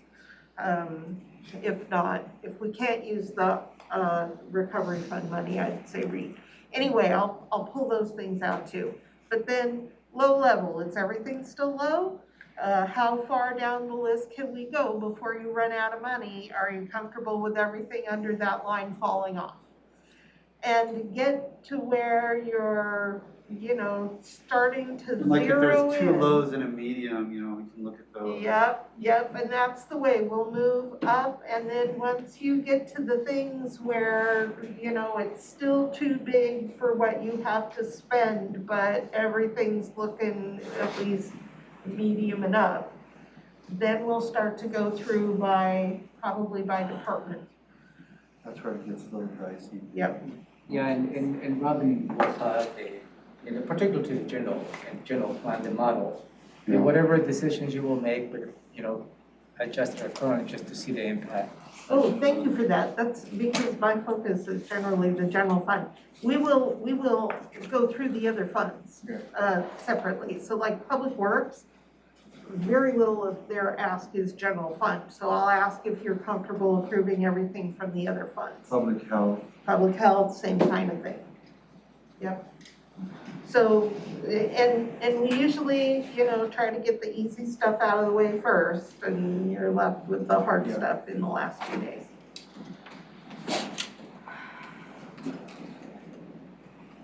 Okay? That's it?